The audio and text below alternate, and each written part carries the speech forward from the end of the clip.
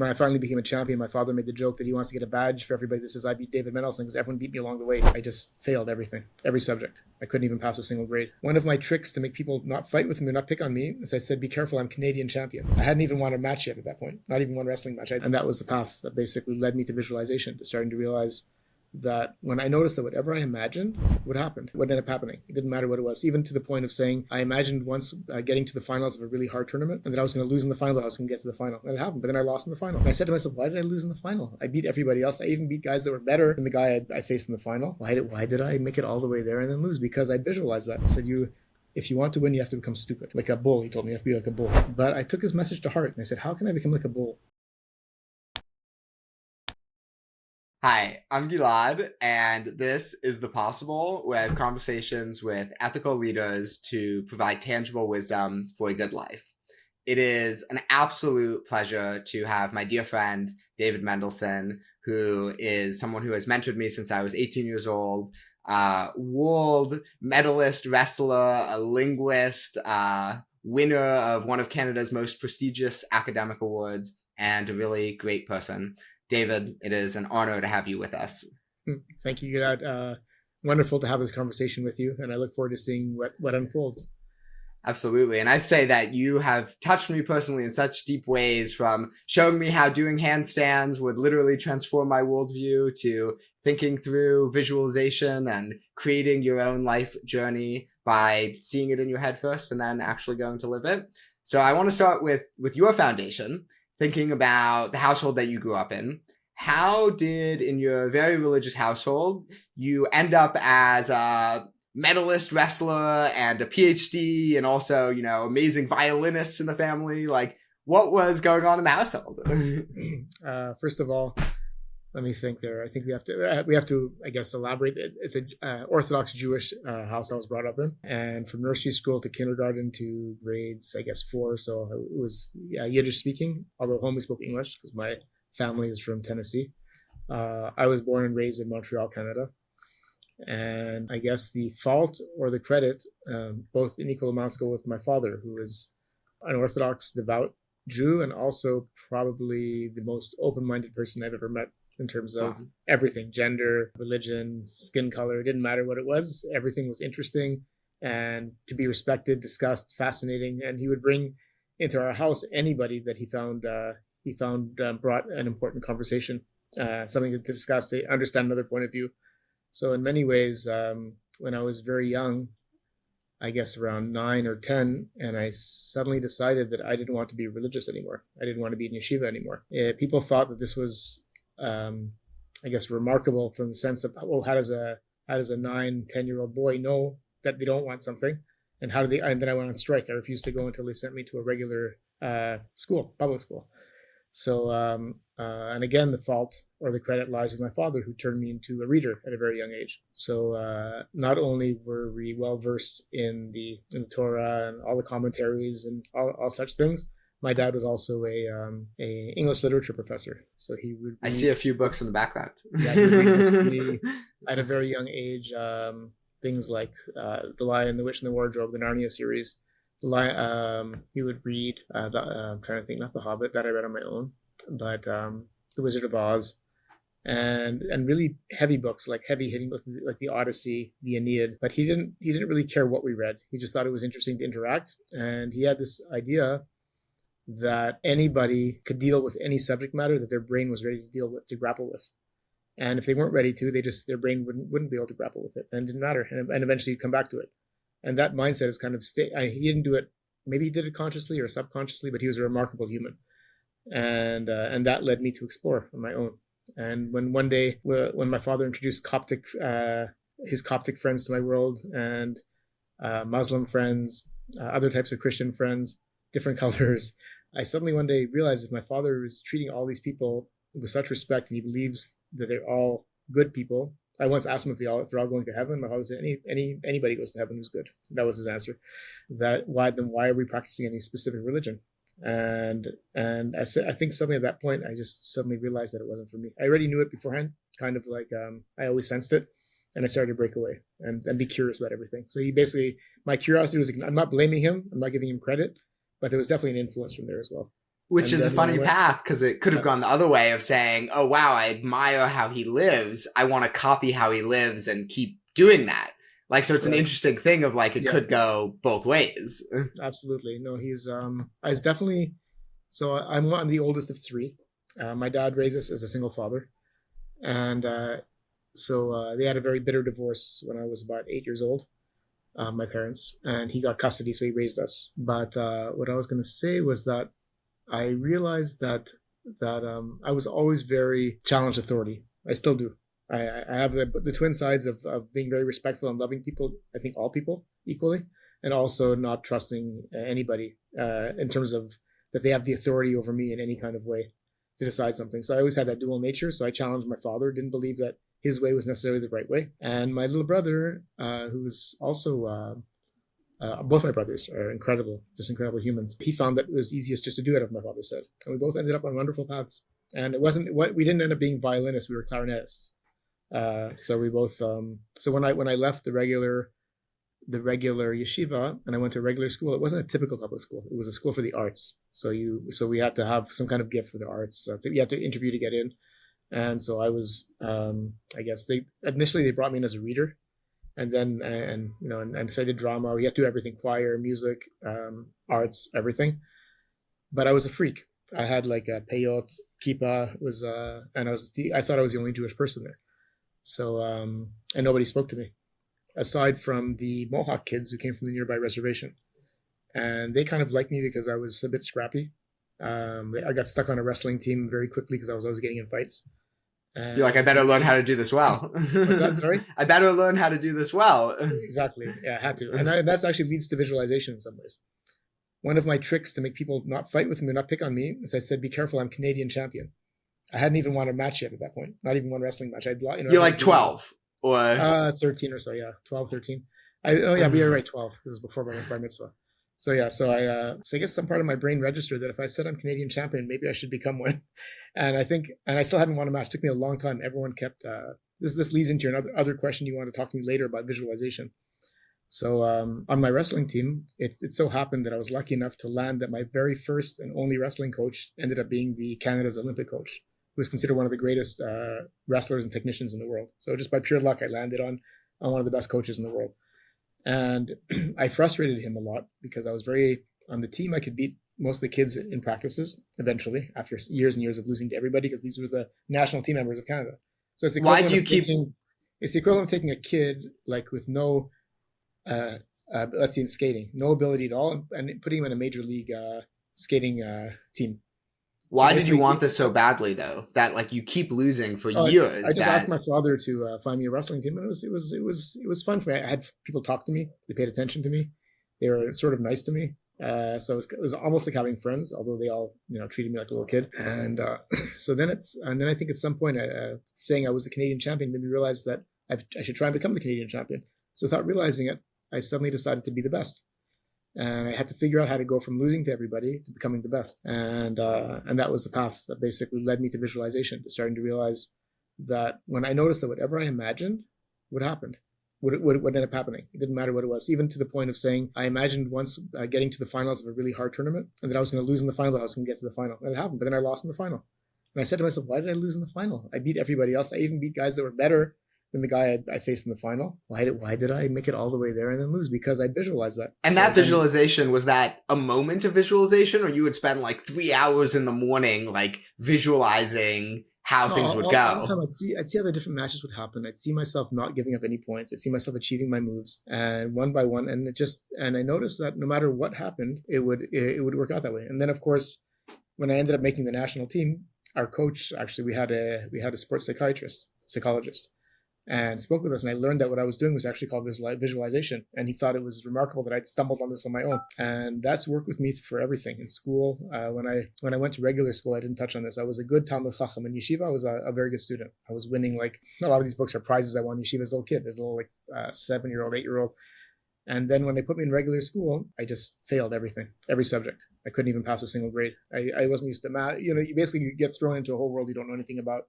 You have to deal with a shift in language from a regular ultra-religious school to a place where you spoke French and English in Quebec, Montreal, Quebec. and kids that don't want to have anything to do with you because you're freaky and you're different. And my house, however you want it, growing up in the household I did, I was different. How long did it take for you to not look visually different, where you said, okay, I kind of maybe want to fit in, so I'm gonna... That's a different story. That took a while, but what happened was I ended up having, so I mentioned before the fact that we had a lot of Mohawks from the local reserve, Ganawagi, that wasn't far from my house. And they liked me. Like they liked that I fought. We were on the same wrestling team, and they found me funny. And they did things that were strange to me. Like they'd take bites of an apple and they'd offer me the bite of the apple. And I found it on one hand disgusting that they had a big chompy mouth, tooth-shaped bite in the apple. On the other hand, they were offering me friendship along with their germs. So I remember the first time taking a bite of it with kind of disgust, and then I realized these are my friends. And it was all these little transitional moments that stick in my brain. And then I ended up having a girlfriend from the reserve. We didn't care they had to keep us. She used to pretend it was a frisbee and throw it. Thought it was very funny. They didn't care, basically. And I went to the reserve all the time. And when I finally cut off my peyote and took off my kippah, my father and I did have issues then. We went through about a year or two where we were having real difficulties, and I ended up spending most of my time on the reserve. With one of my best friends who was there, and I ended up really, without realizing it, really getting into the culture, picking up the language. That's the point when people started realizing I'm good with languages. I just sort of soaked up the language, the culture, and just kind of became one of the wild kids who were there. What was that experience like? I mean, compared to being in a religious home and then... It was nothing different at all. It's easy to romanticize it or make it sound exotic, but that's the point that I realized, and this is really probably my ultimate message for everything I do traveling around the world, is that there's no difference in any group I've ever been. In every social setting in the yeshiva, there was the sensitive, soft-spoken one. There was the intellectual, passionate. There was the goof, the clown. Every type. There was the bully. The sharp-witted one who made fun of everything. Every type that we know, every archetype was present. And then I found it in Ganawagi in the Indian Reserve. I found it when I worked in a prison in South Africa for a while. Didn't matter where. And then I realized that I'm recognizing these people, the same percentage of assholes and wonderful people anywhere in the world. Same percentage of remarkable people. When you find the remarkable person, that incredible spark, they're also there. So in the ultimate ultra-Orthodox, Haredi, bearded, where you think you go there, if you're lucky enough to get in, you'll meet all those people. And then you realize that it really doesn't matter. There is no such thing as the right or wrong way. And it kind of, it's a wonderful thing to realize. And that was my message without even realizing that I kind of, and they all accepted me as I was at whatever stage of my life I was. So that was the point in my jock phase, where I was just kind of a fighter, a rough kid. I enjoyed the thing with girls. The one thing I was a bit different is I was a reader. But they just thought it was my quirk. I would read and read and read, and I was immersed in my books. And then they say, "Hey, David," and they throw my book away, and I'd go and do whatever I was supposed to do with them. So it was just it was a really interesting way to bridge into the regular world. So it could have gone either way, like what you said before. I could have ended up with no friends and been a total loner in my own world of books and everything, which I was immersed. I actually still have in my an agreement I had to make in grade 5 with the principal and my teachers that I had to stop reading so much. And if I agreed to start socializing and talking to other people, that I'd be allowed to read a bit more. So I stuck that in the back of my PhD diploma after I found the note and put it together just as a memory. But it didn't end up matter. I didn't listen to it at all. I still read just as much as ever, and I made friends just fine eventually everywhere. It never really mattered. So, do you think that an aspect of being different, you both were different in the school, was a unifying component, or you just happened to connect more with your friends from the Mohawk tribe? No, I think the point at which every human, if you get to the point where you can laugh at yourself, I think the world opens up. And I was very lucky that I stumbled upon that on my own. No, not on my own. There was people that said, David, you're too serious. You have to learn to laugh at yourself. So people did say that to me. Older people, friends of my dad's children, I remember, who was from some. My father had this really rough and tumble professor friend who was kind of an Ernest Hemingway type, with a son who's called Petey. They were all into carpentry and really men. And he stayed at our house. They were in Connecticut. They stayed at our house in Montreal for a while. And the son kept telling me, a big burly guy kept saying, David, you have to learn to laugh at yourself. You take yourself way too seriously. So I guess that helped me too. Do you feel like your dad, in wanting you to constantly learn and to grow, did he also want you to pursue greatness in the way that you ended up doing, or was that more self-driven? He was very gentle. He didn't really, he let us feel that we were, that he supported whatever we would do. He used to say, if you're a garbage man, just be the best garbage man that you personally can be. But he himself, of course, went to Harvard. He himself was very, he was driven, but he was driven, I think, in the way that a lot of Jewish American people at that period of time were driven, by those parents. And I think he deliberately left that world to bring us up in a world where we wouldn't have that kind of pressure. He would have been perfectly happy to be stayed in yeshiva and just stayed in yeshiva our whole life. I think of that. Interesting. But then you ended up choosing the pressure of championship. And yeah, that was, yeah, exactly. It's kind of an interesting thing. Could you speak to more of that journey and rising through almost to the Olympics? Like, what happened there? How did you feel after? How do you feel when you win the match that says, okay, I can now say I'm really a champion? And did you say, what's next? Like, what was that process of getting to the highest levels like? Well, it was tricky. Like I touched on the fact earlier that I lost a lot. When I finally became a champion, my father made the joke that he wants to get a badge for everybody that says I beat David Mendelsohn because everyone beat me along the way before. So he said everyone beat you, so they could all wear a badge and say it, because I went through a huge speed where no one could beat me for the longest time. I dominated. So my father thought that was very funny. But the story of that journey is actually kind of important, I think, and maybe helpful. So I kind of, again, it's remarkable. I like that this is turning into a session about my father. Mm-hmm. So there was a young man about 17 years old in Ottawa. His name was Faisal. He came from India when he was about 7 years old. His father is considered one of the greatest Urdu poets alive today. And they came to Canada and moved to Ottawa. And Faisal ended up being a great wrestler. So he was already a Canadian junior champion in Ottawa, but he wanted to train with the best coach in Canada. Maybe the best in the world, my coach, Victor Zilberman in Montreal. So they call Victor Zilberman and they say, we'd like to send our son from Ottawa to Montreal. It's about a 2-hour drive to train with you. And we'd like him to stay with a Muslim family if possible, because we're a devout Muslim family. And my father and Victor was like, no, we don't have Muslims, but we do have an Orthodox Jewish family. Would you be interested in meeting them? And then one day I come home from school and I see this couch filled with people who look like they're from India. The one was wearing, I think it looked like a sari. It wasn't a sari, but it's what Muslim Indian women wear that looks similar. It's a very colorful, beautiful outfit. They're all sitting there. My father points to one of them and says, "This is Faisal. He's moving in with you." And Faisal moved in with me. He lived in my room with me for a couple of years. We became, until today, like best friends. His children, who call me Uncle David, and they really think I'm their uncle. It's not just honorific. They visited me in Germany. They visited us in Israel, which for people from India, Muslims from India or Pakistan is huge. It changed both of our lives forever. But Faisal loved me. So I used to sit up all night and just tell him my dreams. He's 4 years older than me. All the things I wanted to do. And he'd say, "That's great, David. Tell me more of your dreams." And I'd sing him songs. He'd say, "David, sing me another song." Can we hear one? I also used to go to his house. They'd let me go to his house in Ottawa, where my father didn't know that I was eating not kosher food as well. And I was watching Bollywood movies all night long, dancing with them. I picked up Urdu, by the way. That's why when you're in India, you might have noticed I could speak Hindi.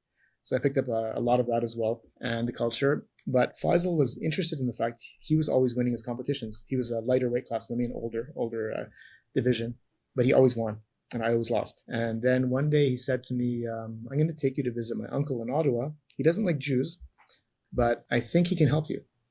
So we drove to Ottawa, and the next day he brought me to his uncle's house. It was a crazy house of a bachelor who's weird, like canaries flying around the house, a bit musty smelling, old articles and books everywhere, kind of dark, and has that kind of musty bachelor smell to it. And he just watched me for a while, talked to me, and Faisal didn't seem to be paying attention to me. And he said, and then one time he looks at me, he goes, "David, your problem is you think too much." And I'm like, "What?" He goes, "Yes, you read books, and you want to know why you should be the one to win. What makes you special? He was right. I don't know how he knew it. He said, if you want to win, you have to become stupid, like a bull." He told me, "You have to be like a bull." So he said, "I'm giving you like a doctor, a receipt, a prescription. You have 6 months where you can't read books anymore." So I didn't stop reading, but I took his message to heart, and I said, "How can I become like a bull? How can I become stupid?" And I realized the secret was in finding the trick in my brain to saying, "Why am I better than somebody else? Why is someone else better than me? Why should that be the person that gets to go and say, I win all these competitions? Why shouldn't it be me?" And that made a switch in my head. And I slowly started to win, actually win a lot. I would still lose because of nerves. And, but that was the beginning of the change of becoming a champion. And as that was changing, did you become less nice in any way? Did that mindset impact your personal relationships, or were you able to? I think I always loved people. That's never changed. I've always found them really interesting. I like them. My brothers say about me, the bigger the asshole, the more I like them. It's not really true, but he always says assholes like David. They call me the asshole whisperer. But it's not true. I genuinely will find the reason why someone, I think I can click with people. But I was always very serious. And the fact that I was very funny, only Faisal knew, only very certain people that got to know me very well realized that I had a lot of humor. And that took years to come out. And in wrestling, that mindset is people were scared of me. I came across as very serious, very focused. And I found out many years later that everyone was terrified of me because of this, I had this thing about me, this aura. And probably helped. What's that? Probably helped win. They didn't see me laughing my head off or just joking around or being a total goof, which is what I would do with my friends when I was alone. But, So how do you go from starting this process? You're now 16, 17, you start winning. What is the trail from there to the highest levels? And then what ends up happening at the Olympic level when you almost compete there? Oh, it's first of all, it's a decision. I think I realized in retrospect how I was on the right path. The other story, I think that's helpful for people who will listen to this. I hope, or maybe for you. I think I've told you this story before actually, about when I was in Quebec. I was rated Quebec champion, and they kept talking about this guy from Ontario. This guy who was he was undefeated. He was a really tough guy. He was huge. He was black, big guy, and everyone said, when my weight class, and they said, we're going to see what happens when David fights him. They're all excited about it. And then one day there was a competition, Riverdale Open, and I won my division. He won his, and we were going to fight in the final. And so my other best friend is this guy. He knows me. He knew me very well. We've been close friends. I met him at the same school. We became very close. He's still one of my best friends until today. He took me before the final match. I got him into wrestling. He said, David, you're going to lose. I was like, you asshole, how dare you? I wasn't going to win, And the TV cameras were there, like, for the amateur news, they were interviewing. I said, I'm going to win. I was being all cocky the way you're supposed to be. And he says, no, I know you're going to lose. And he said, David, just talk to me. I'm your friend. And as he's talking and pushing at me and pressing my buttons, I finally said, okay, I'm afraid. That's what he's trying to get me to say. That you don't say that, or I didn't say those kinds of things. And he said, why are you afraid? I said, because I don't want to lose. And because these expectations are really heavy. And I said, and also he's black, he's big, he's strong. All the things, the racist, the thing you think is racist, and all these things came out of me. And my friend Dan, who actually happens to be black, he's like, he passed me on the back, he goes, now you have a chance. And he beat me 10-1. But what was interesting, two things. My friend Faisal, who saw the match, he goes, David, you scored 1 point. Can you imagine if you had scored those 10, you would have been 1-0. Faisal's take. And for me, I just realized at that point that how freeing it was to acknowledge all the things inside me that I didn't like, the fear, the potential racism, all those things that you don't like about yourself. How freeing it was to say that that's me, that's part of me, and become friends with it, get to know it, and accept it. And I think 6 weeks later we had the first Canadian Championships I'd been eliminated at the last two Canadian Championships. I didn't even place top 6. I won. Not only did I win, I got the most valuable player of the entire tournament. And I did the equivalent of technical knockout of everybody. And the guy who beat me 10-1 didn't even place top 6. He was eliminated. I didn't even get to fight him. The guys that he lost to, I killed. So it made a switch in my brain that never changed again. That was like the beginning. And ever since then, I've realized the importance of not loathing yourself for things you don't like about yourself, if that makes sense. But also some of those perspectives have changed in some way. So it's kind of interesting of like this acceptance, not hating, but also a development and a growing on how you see the world. Yeah. I mean, even then I saw it that way. I think one of the reasons with the world, the way we see the world today and the way we grow up is that, as comedians no longer are edgy, they no longer take chances because they're afraid, because we're in a world now where you're not supposed to acknowledge those things at all. Things like racism, and we're so afraid that every single cultural group you happen to belong to, there's things you can say, things you can't say, and it's stifling. And so comedians say they can't take chances anymore. We've lost out in humor. We've lost out as friends and as people, as relationships, because when you can't explore these other elements, it's really hard to get past them. So I think things like sport are very helpful for kind of shortcutting all that process, because you can't truly start unless you're just if you're a psychological intellectual fighter like I was, where emotion is very important. You can't win without knowing yourself. That's the next stage, knowing yourself. You can't win without acknowledging who you are and knowing it deep down. Because when you do, if you're that kind of a fighter, and you're creative, you can beat everybody in the world, no matter how good they are. That's the positive and the negative side of that relationship. Is actually going to be my next question of where did this drive to know yourself come from? But in some ways, it came from the drive to win, because how could you win without knowing yourself? And then you applied it to everything in your life, would be my guess, like really understanding who you were and I why. think laughing at yourself is a way of knowing yourself, being able to laugh at yourself, not self-deprecating. Self-deprecating is a disease. When I hear my friends do it, I make them stop. But laughing at yourself, just at how silly we can all be, and that's a very healthy thing, and it helps you grow. Is part of that distinguishing when you laugh at yourself? It's often in private. There's no one else around. It's just you. With your friends that you trust, that trust you. When when your friends laugh at you, like we laugh at each other and with each other. Whenever I laugh at you, I'm laughing with you at the same time, and we love it. It makes us happy. And when you have kids, you can't do that with them yet, and they haven't developed that ability yet. But that's it's an interesting process to take people through that. And you don't have to laugh at yourself too. Who says some people are very serious and they don't want to? That's also okay. It's everyone needs their own with their own personality.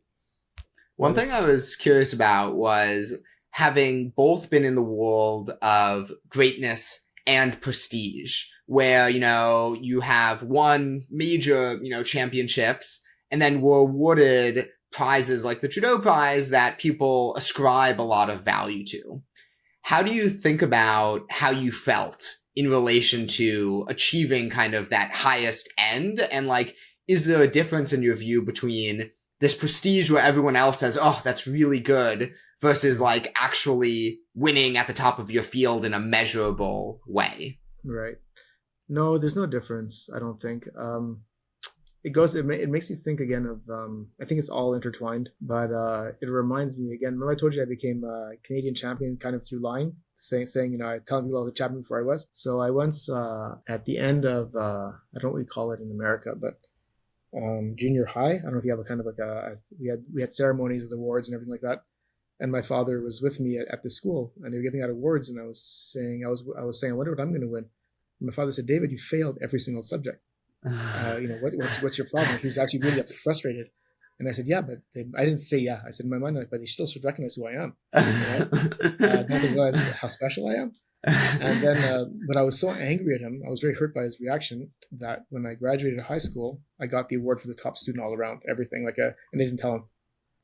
Because I had this for several years. People had this image of me as this wrestler. I was muscular, stocky, sweaty, and some of the teachers realized I was quite bright, and I started excelling in my studies. Once I figured out the whole yeshiva, that's a whole other story.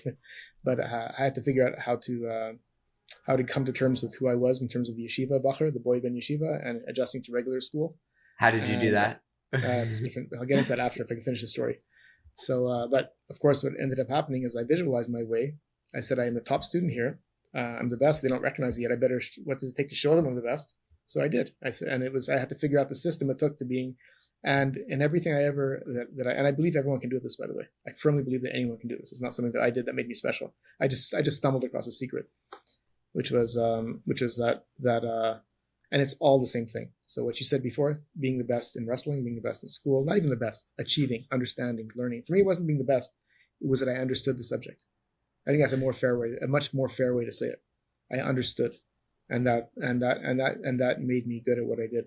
And I found that this understanding, the great unifying theory of everything, was all the same. It was in wrestling. When I studied classics like Greek and Latin, archaeology and history, all the same. When I studied Hittitology and Egyptology in Israel, all the same field. When I went into chemistry, whatever, biology, it was all this. And I wondered why other people couldn't see it's the same. And because I knew it was the same, it was very easy. See, all I have to do is just memorize certain things, and then I'll get the top grade because it's the same thing anyway. What do you mean it's the same? Like in Egyptology, for instance, or you study hieroglyphics and you have to figure out the language system. Then you have to study the history of Egypt, the relationship they had with the Canaanites, with the Cretans, and so on. And so if you study the classics world, you same thing. Whatever area I studied, the area of history, Sumerian, Akkadian, didn't matter. It's the same story. You just basically have to understand from their perspective how they saw it, and just plug and look at the story of history. As the same thing I said, the same archetypes everywhere. The same. So you understand photosynthesis, suddenly understand the world in the micro level and the macro level, and I found that was one thing to understand it. Then I learned I could also explain it, which made it a lot of fun.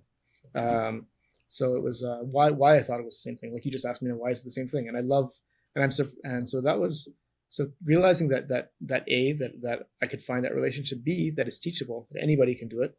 I believe I could take anybody if they're young enough and turn them into a champion wrestler or jujitsu or fighter.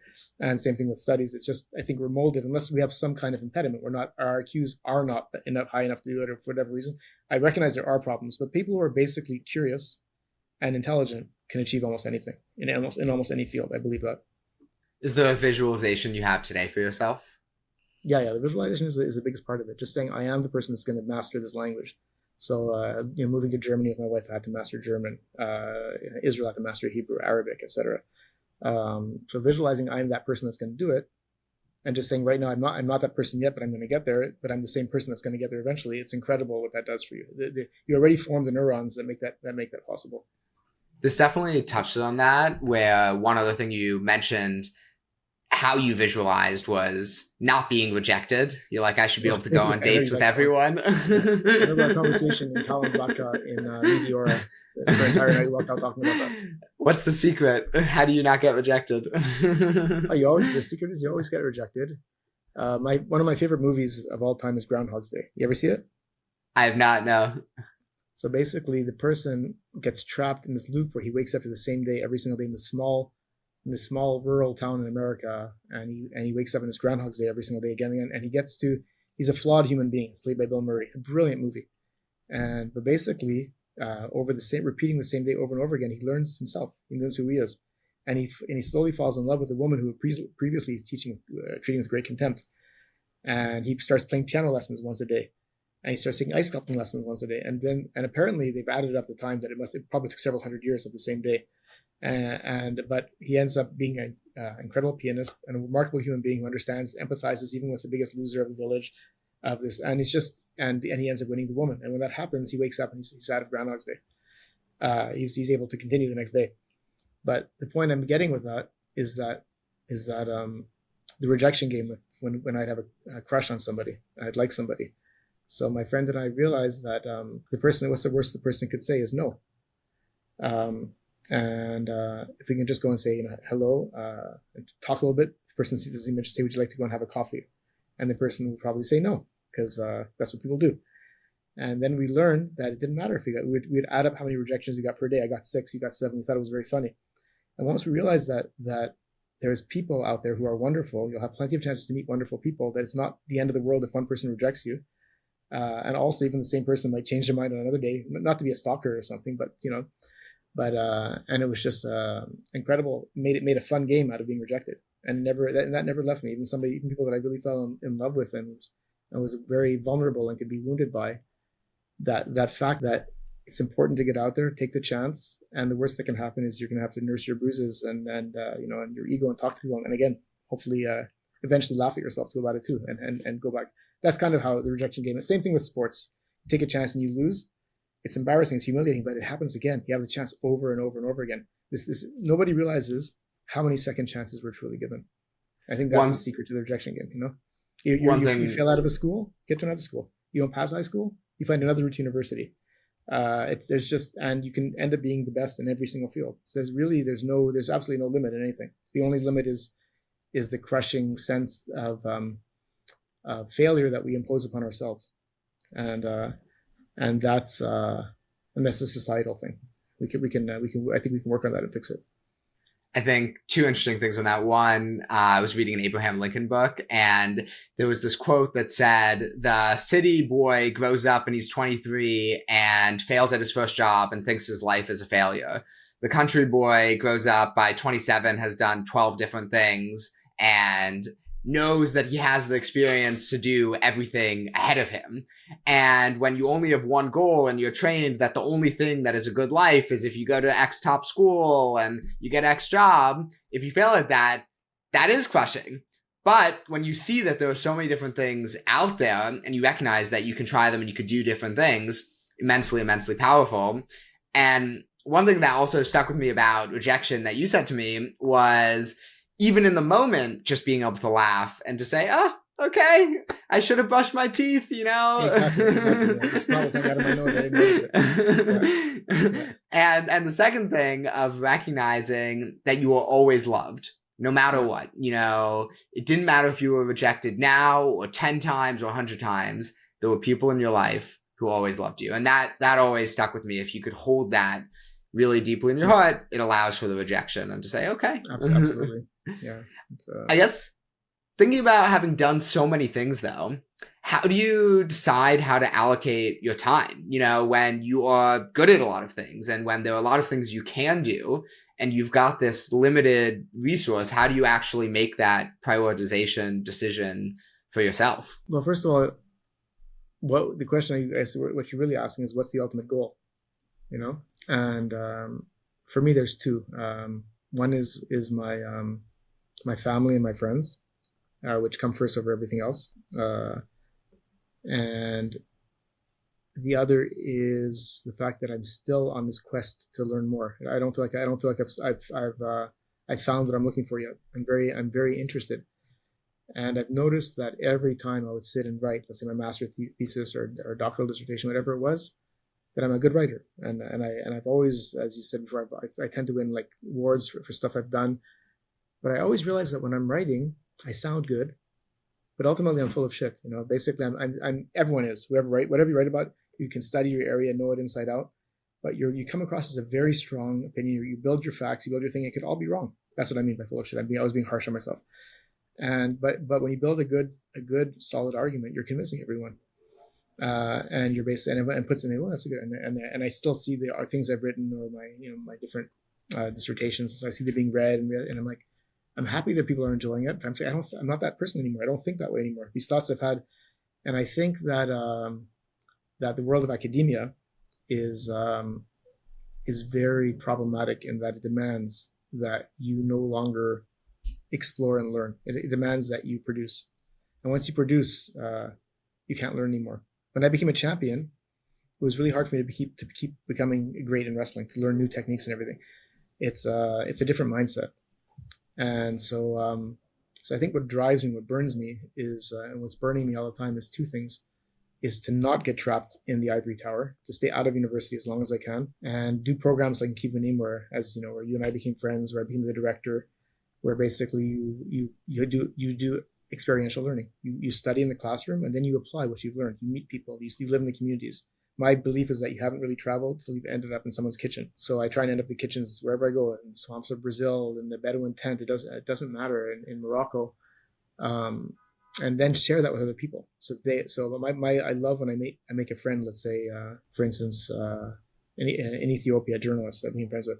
I love and I love this person. I say, oh, he has to meet Gilad. It hasn't happened yet. You guys become friends and you visit each other. That makes my life. And that's wonderful, to build those connections, build the understanding, realize that there's indigenous people in Morocco, the Amazigh, finding out their stories, finding out that the Jews were indigenous to Morocco as well through that process. All these things, the more you travel and explore and look and become vulnerable, make friendships, have relationships, it doesn't stop. So that drives me still. And I have many friends that are dying, really push me really hard to sit and write everything. And I say, one of these days, but I'm not ready yet. I don't want to be, I want to take people with me through Kivanim, now through Ayala tours as well, where I take people, we travel. I do the lectures before, and everywhere we go, I try and create chances for relationships, for friendships, for talking, for really getting in a place where everyone can go back on their own if they want to, not to be taken on a trip where one person's the expert. Right? It's a voyage of exploration together, and that I never want to see change ever. And when I do get tired of it, and I'm an old man and infirm, then perhaps I'll start writing. But it's interesting. How could the individual do that? Like, I think when most people travel, they travel as a family, whatever it is, that part of connecting to people locally isn't even entering the imagination because it's so far from what we do even in our day-to-day lives. So if you were advising a friend who was traveling with another friend or traveling with their family and they said, I really want to meet people and end up in someone's kitchen, how does someone do it? First of all, I'm happy you said that because it reminds me that it sounds wonderful, and then people say, I could never possibly do that. So it always starts very small. It always starts with me. I'm hearing a lecture from a professor that I find wonderful. And then I go to the person. I used to advise you to do this, I remember as well, in university, and talk to them, say, I really like what you said, and talk to them, get to know them, listen to them, not to suck up just because you genuinely like them. People like when you're liked by somebody and interested.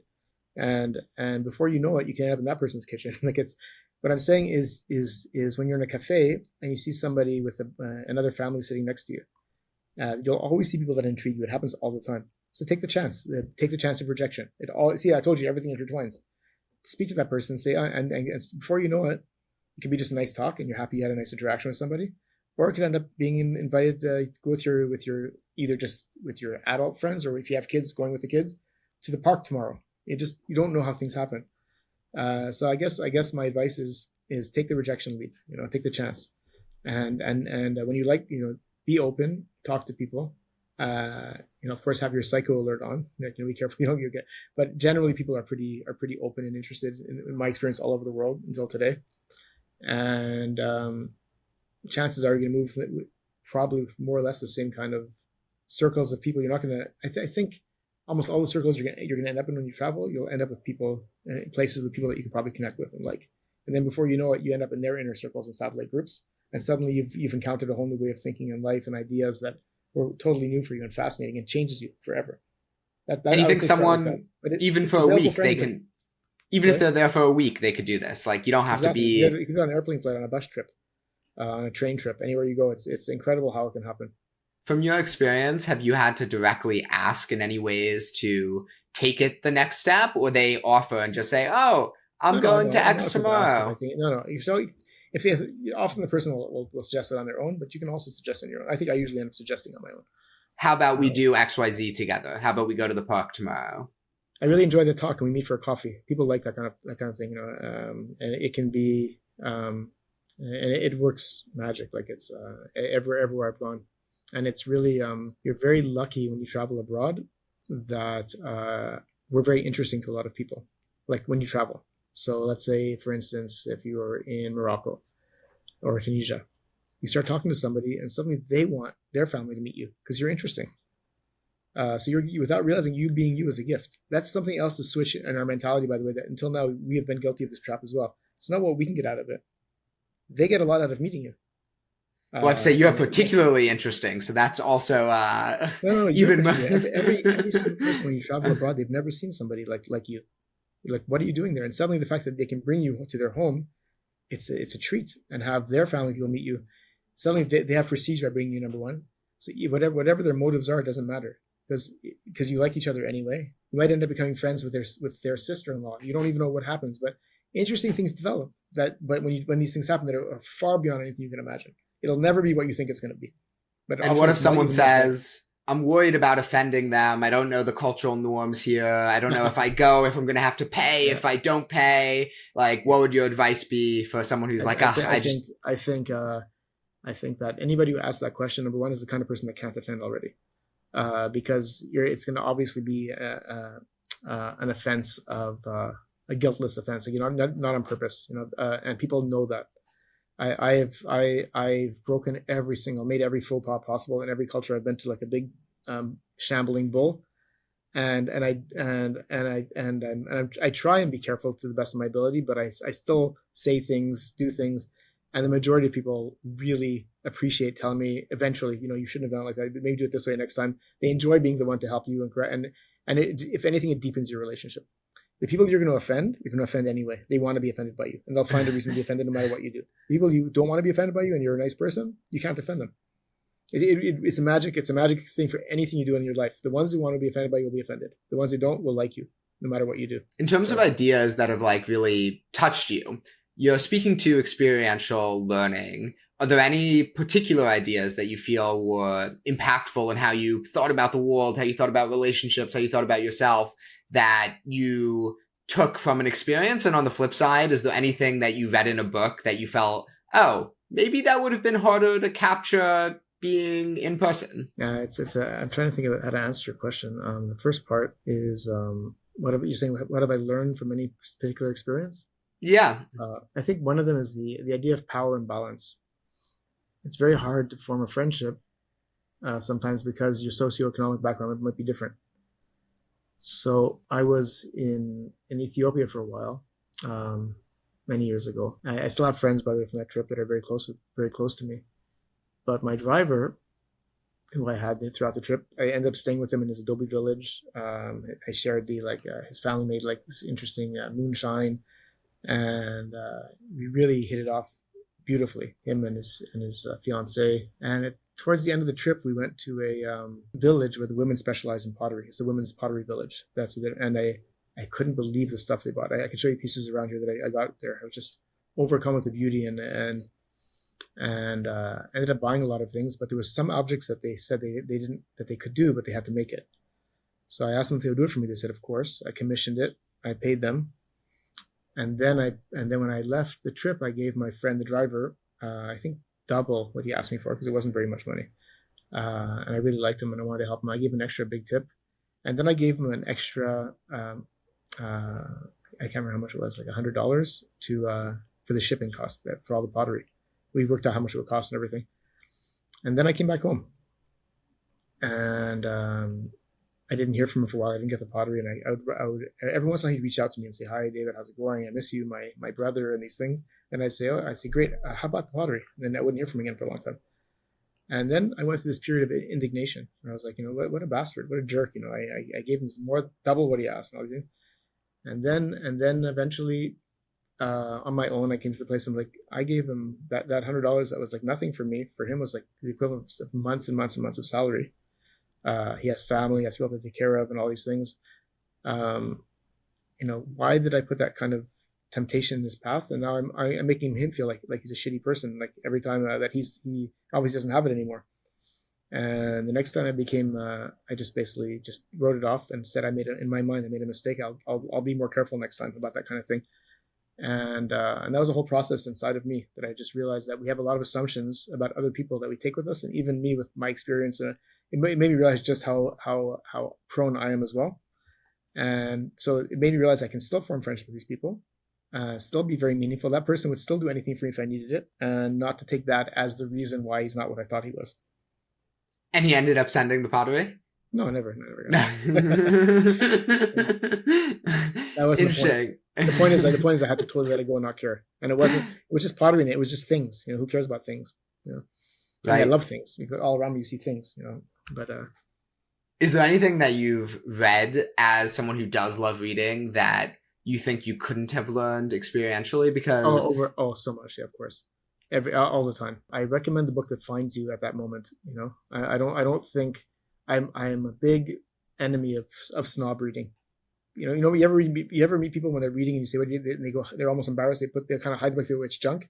You ever have that experience with your friends? No, I haven't. I have it a lot of time with my friends, and I always say, and I proudly read books that we consider junk. It can be a romance novel, it can be fantasy. I recognize if it's a book like what's the word? Like the book by what's his name that everyone's reading these days, Nexus, or the Stephen Hawking's musings that impresses people. But if I'm reading like a Tarzan book or something, or some fantasy book, it can give me as much as the other books. And the book finds me that I love biographies, autobiographies. I love science books. I always have, and I love rereading books as well. So my answer to you is some of the books that create some of the greatest moments of humanity is like the Iliad by Homer.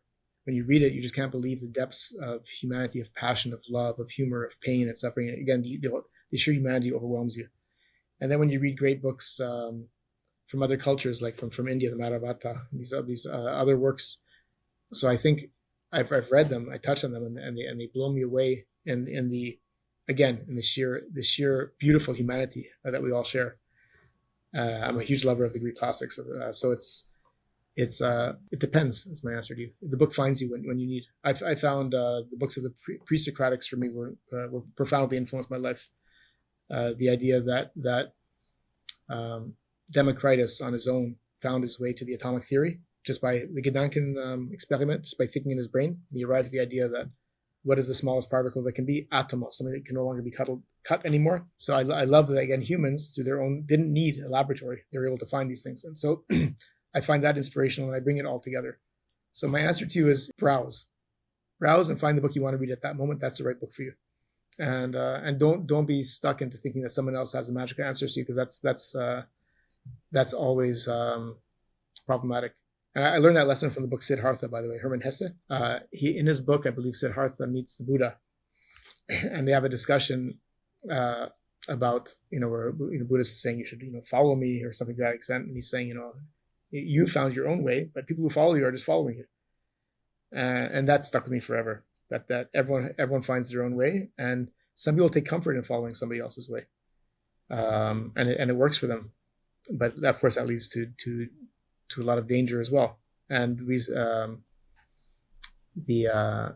so I would say a mix of both. Find the great books that your friends and great people recommend, because there's obviously wise people out there who know what they're talking about when they say read this book. But also find the book that you want to read at that time, and it's equally good and equally beautiful, equally important, because you're taking somebody else's experiences and having this incredible conversation with it. For sure. One thing that you've spent a lot of time on in your life and your learning is kind of building relationships across peoples. Do you have anything that you've been working on recently there in terms of either how we should go forward and build relationships when there might be some historical animosity or whatever it is that exists? Like, what are some of the paths to moving beyond those challenges? I wonder what you're talking about. So yes, I spend a lot of time in Israel exploring, especially very close relationships with Arabs with Israeli citizenship, Palestinians, of course, Israeli Jews, and since October 7th, so these relationships were very easy for me. You've met many of my friends from all these worlds, and they're still the majority of them I'm still very close with. But October 7th has proven very challenging in the sense that it exposed a lot of trauma, a lot of pain. It led people, again, followers of other thinkers and other ways of talking, and people who define what liberalism should be, what humanitarian should be, what definitions mean what, led people to following very, very distinct paths without, people lost the ability to think for themselves, and kind of join mob mentality on every single side. So what I try to do, and what I've always done, is I continued my work I teach in the Arab College up north in Bak al-Gharbiya, and I just went there without any agenda, just taught. I created a club, a storytelling society, where basically I took teachers and I taught them how to find the stories in their own community. And then I went to high schools with them, and we had students exploring their own stories. And these are in Arab sectors of town. So and I think somehow the fact that it was somebody we never mentioned the Jewish thing, never mentioned that I was the only Jew in the whole place. But the fact that I was there, leading them, taking them, showing them deep in their environment, without pressing any point of view, without saying I believe this or I believe that. When there was missiles coming from Iran, we all went to bomb shelters together, if there were any. If not, we went somewhere else. And it was just, and this is very recent actually, and it was, and the relationship is still continuing. So I found that not trying to fix anything, but still being present is probably one of the most important things you can do. That's beautiful. Always the final question. The name of the podcast is The Possible, to inspire people that there's tremendous possibility in this world. Is there a story from your life, or that you've read, or something you've heard about, that you feel encapsulates this idea for you, that the world is full of possibility? I'm trying to think. I think I've given you story after story now. I'm trying to think of another story that would encapsulate that. I think yeah. I'll tell you a story. So my father was always this. As I say, it's about my father. This episode very much. He was always very much outside the box, his own person. Like, even though he was raised, not even though he was an almost ultra Orthodox Jew, I would say. He founded a society called the Torah Club Society for Women. So he believed women should also be able to learn Torah. This is back in the 70s and 80s when it wasn't done, And my father's mother, my grandmother, was probably one of the most profound influences on my life in every way. She accepted who I was, loved me for who I was very funny. She died like at 99, still a young girl at heart, full of laughter and joie de vivre. So she grew up in Nashville, Tennessee. And what was unusual about her is that she hung two juries. in both cases, it was of someone black who had been accused of something, and everyone wanted to vote for um, guilty. And in both cases, she said there wasn't enough evidence. You're just doing this because of the color. And she hung two juries. And she said she thinks she probably did it, but it wasn't enough proof in both cases. And so I remember when I was younger, I also had a girl that I had a crush on who was from Ethiopia. And I told my father I liked her. He came to our synagogue. My father was like, as long as she's Jewish, David. And then I was in Nashville later that summer. This is in Montreal. I went to Nashville that summer. I told my grandmother the story, and she's like, I totally agree. But then her daughter was there, and her daughter says, I would rather my child would marry a white Christian than a black Jew. So I was very interested in that dynamic, the fact that you can also argue who's actually more open-minded and who's more closed-minded. It has to be Jewish. It can't be a color issue. It was a fascinating story, but I thought it was funny.